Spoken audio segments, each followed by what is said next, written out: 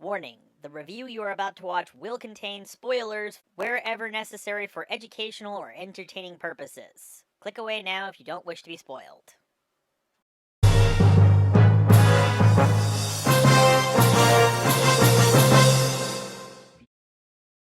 Ow, ow, ow. Lots of pain. Lots of pain. Ooh, okay. Okay, alright. Put on the headphones. Hello, friends. My name is the dyslexic cosplayer, and I think it's time that we take a look at, and the rest of you share in my pain of watching Episode 3, Cygnus Alpha, and Brian Blessed's Steely Pipes of Doom. You have been warned. So the episode begins with the Federation ship London delivering the prisoners to Cygnus Alpha. The only real thing of note here is the fact that the captain sends off a little bit of a recap message to the Federation High Command, warning them of Blake and his crew's escape and theft of their spaceship. Meanwhile, Blake and his crew are learning more and more about the ship, like the fact that it's fully stocked with hairdryer guns. Now this one I'm going off of some stuff that Paul Darrow has said.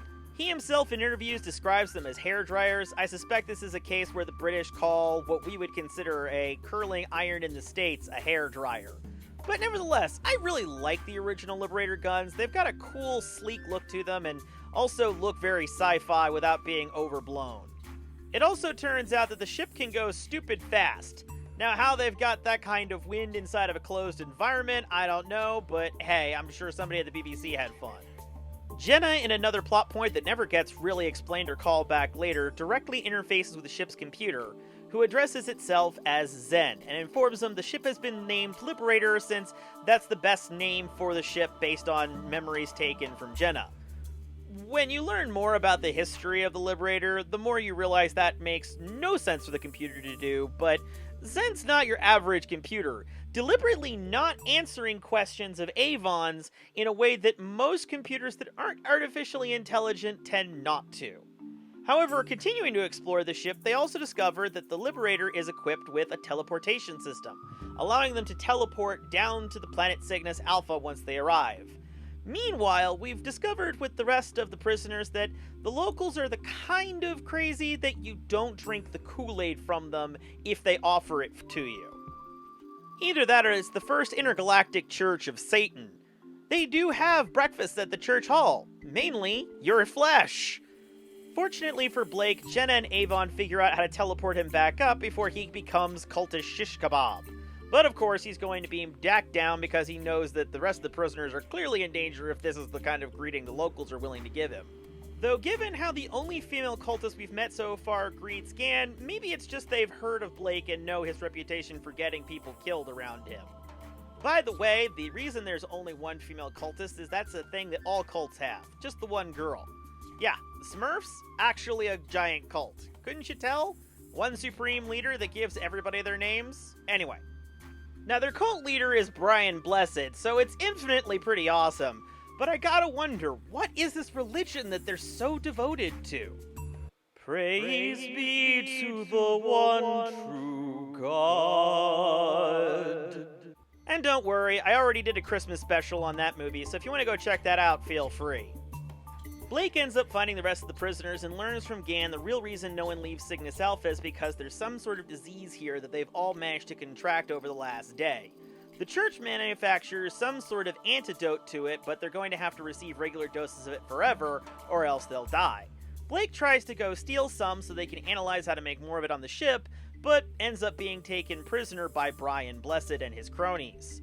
Brian Blessed considers whether or not he can use his beard to make a ladder to climb up to the Liberator, before talking to the now captive Blake, and we get to see Brian Blessed show off his amazing acting talent! Mainly the ability for his beard to take his desperate screams for help and turn them into actual words. They had nothing. The Federation gave them no tools, no supplies, so they worked together. They worked hard and made a community! There were children born here! And were clearly born deaf if you're their grand supreme leader. But he's no fool, figuring out that there must be some way for Blake to be able to get him back up to the ship, And eventually, when his threats prove ineffective, he tells the rest of the prisoners that unless they get Blake to tell him, he's going to start sacrificing prisoners until he gets some answers. The deadline arrives, and it looks like Gan's gonna be the first sacrifice. But twist! Blake and his cohorts manage to subdue the guards and disguise themselves, and now it's a full-on riot.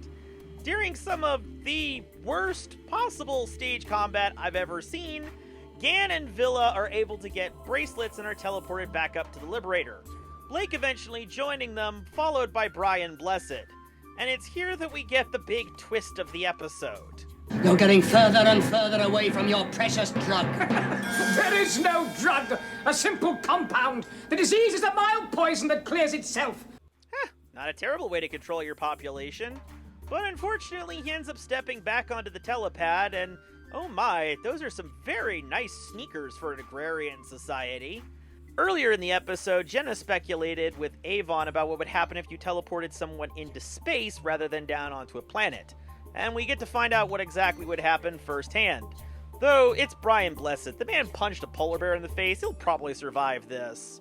I shall return to them and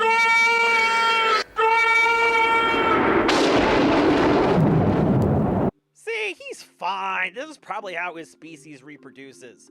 Though I do love how everything starts falling downwards rather than outwards, which would probably happen in actual space. At any rate, the crew is now assembled, and oh, wait a minute. We've only got 5 crew members, maybe 6 if you count Zen. I guess we must need to get another one somewhere else.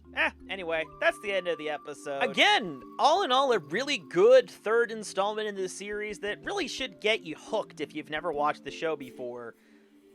But I can't say, besides Brian Blessed being, well, Brian Blessed, there's really much that's ever made me feel like I need to rewatch this episode on later viewings.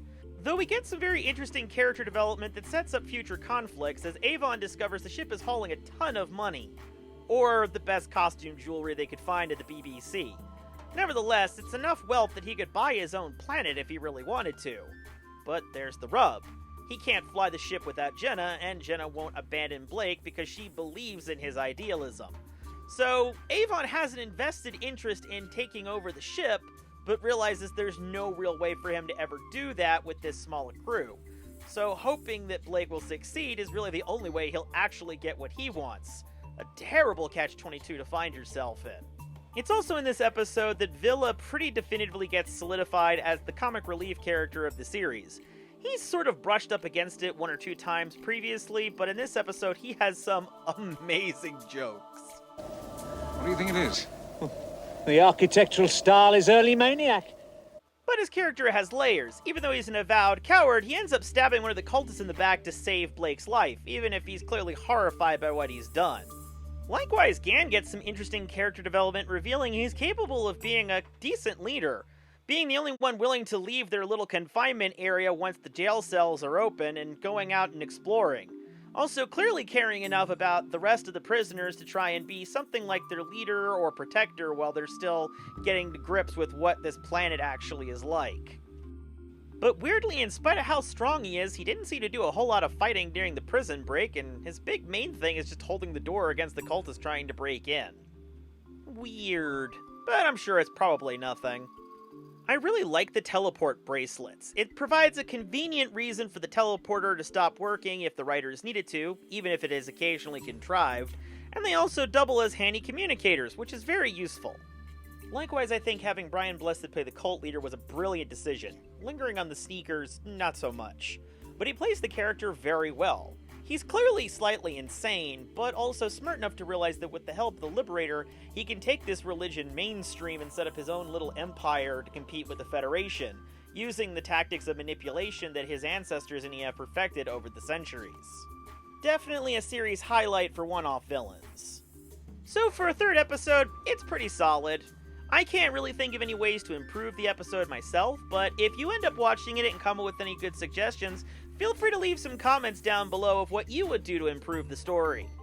At any rate, that's the review. I hope you found it informative, educational, and above all else, entertaining. On to episode 3, Time Squad. What can you expect? Well, We get Deanna Troi from a parallel dimension. We end up fighting Space Caveman and find out it is possible for 12 women to collectively give birth to one baby in under a month. I'll hope to see you for that episode next time. Until then, friends. Hey friends, I hope you enjoyed the review almost as much as I enjoyed making it. Now, if you would like to show your support, by all means leave the video a like, maybe a comment. If you want to go really crazy, try hitting that bell icon down below so you can stay informed of all my new content. As you can see, I'm coming out with a bunch of new videos. I'm also going to be hopefully doing more cosplay tutorials. If you'd like to show some more support in a more substantial way, try heading on over to my Patreon or my Facebook. Both will be links down below.